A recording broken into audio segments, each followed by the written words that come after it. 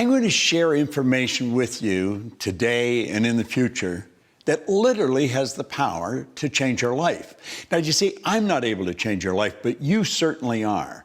And I have found that it's ideas that literally change everything in our life. Many, many years ago, I'm going back over 50 years ago, I was fortunate enough to be handed a book, Think and Grow Rich. But along with the book, the man that gave it to me gave me specific directions on how to use it. I guess today you'd have called him my coach or my mentor. He was just actually a real good friend that was able to see something in me that I couldn't see in myself. Now, up to that time, I had gone down every road you could think of, but none of them led to a good end. I was on the wrong road. And my life was just dull. I couldn't earn any money. I wasn't particularly happy. I never got a good job. I had no formal education, a couple of months high school, and I had no actual business experience. But you know, by following this man's direction, oh, by the way, he said, if you do exactly what I tell you, until you find out that I'm lying to you or I don't know what I'm talking about, you're going to end up a big winner. Now, he said, I don't lie, and I do know what I'm talking about. I wouldn't even want to guess at the number of people I've said that to over the past 40-some years. But at any rate, I started to follow his direction. I went from 4,000 to 175,000 in a year, and then I took it over 1 million. Now, you may be wondering what I was doing. I was cleaning floors. I started to clean one office. I got $30 a month for washing the floor twice. And I ended up, in less than 5 years, cleaning floors in Toronto, Montreal, Boston, Cleveland, Atlanta, London, England. The thing took off like a rocket. But when I got there, I'm sitting thinking, how the heck did this happen? You know, there was a lot of people cleaning floors, but they weren't doing what I was doing. There was a lot of people reading Think and Grow Rich, but they weren't doing what I was doing. And I had to ask myself what happened. I had been raised to believe, probably much the same as you, that if you're going to earn a lot of money, you got to be really smart. I knew I wasn't very smart, but I was earning a lot of money. So I started looking, and I started searching. It took me 9 years, and I finally got the dots to connect. And when I got the dots to connect, and I figured out why I changed, I realized I had discovered something very, very valuable. Do you know this may sound odd, but it's true. You can go into the largest companies in the world, and they all have stars, but relatively few of them can tell you why they're stars. They don't know why they're stars. Find the top salesperson in any organization. 99 out of 100 of them cannot tell you why they're the top salespeople. You see, if they knew, or if the company knew, the company cannot give it everybody. Well, I knew why I was winning. Now, mind you, it took me 9 years to figure it out. I studied with some of the most brilliant people in the world. And when I got it figured out, all I wanted to do was share it. I wanted everybody to know it. It was such a simple thing, and it was such a phenomenal discovery for me. But I had a problem. I was shy, and I was very quiet, and I was withdrawn. I mean, I wouldn't ask a question in front of 4 or 5 people. Sometimes I wouldn't ask a question anywhere because I was so insecure in that area. Very knowledgeable in one area, but very insecure. And one day I was standing in the back of the ballroom at the O'Hare Hyatt Hotel, and there were 1,000 people in the audience, and they were broken into 2 banks, 500 here, 500 here, with an aisle down the center. Bill Gove was the speaker. Now, Bill's gone now, God bless him, but he was considered the Frank Sinatra of speakers. I mean, he was the best in the world, and I was watching him, and he had a handheld mic, and he was on the front corner of the group on the right-hand side of the ballroom. And he's saying, if I want to be free, I've got to be me. Not the me I think you think I should be. Not the me I think my wife thinks I should be. Not the me I think my kids think I should be. If I want to be free, I've got to be me. Now he said, I better know who me is. Now I'm standing in the back of the room watching him.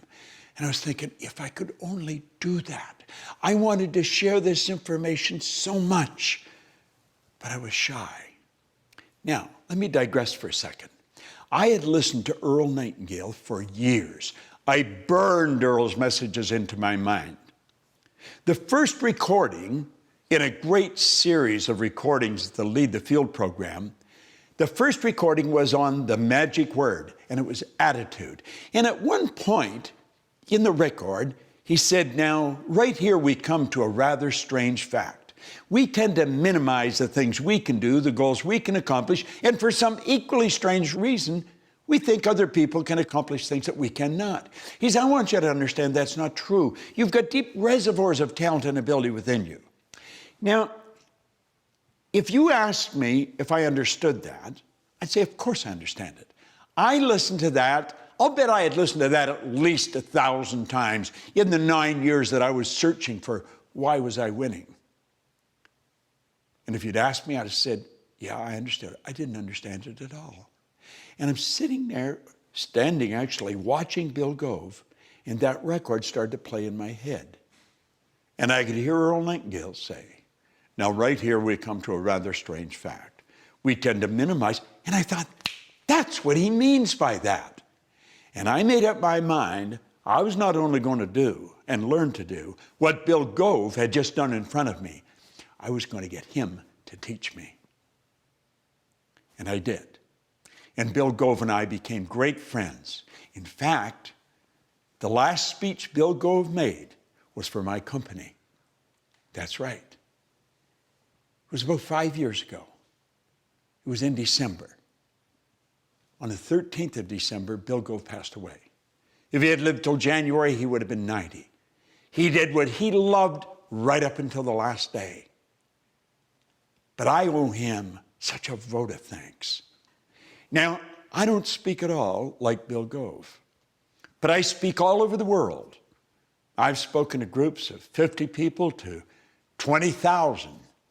And you know something? He taught me to be comfortable in front of the camera or in front of the people. And he said, Bob, if you want to be effective, just think of the people you're talking to. Just fall in love with the idea of helping them. And he said, and you can help them because you've got valuable information. Now, that was 46 years ago. I didn't lose the shyness like that. It took a little while. But with the proper coaching, it left me. I didn't lose the good side of shyness. I can enjoy being by myself. I spend a lot of time by myself on the road. But the bad side of it is I was afraid to express myself freely in front of other people. And I got over that. I got rid of the doubts. Now, I would imagine you have doubts in a number of different areas, and possibly in an area you really don't want them, and they're certainly not serving you well. You're going to find 6 Minutes to Success is a program that's designed to show you how to eliminate the doubts and how to get results. We get results that stick, and that's so important because I've studied a lot of material. I've watched a lot of people working, and you can read a book or listen to some recordings or go into a seminar, and you'll find that right away there's a blip in your results. They get better, but they come right back down. They don't stick.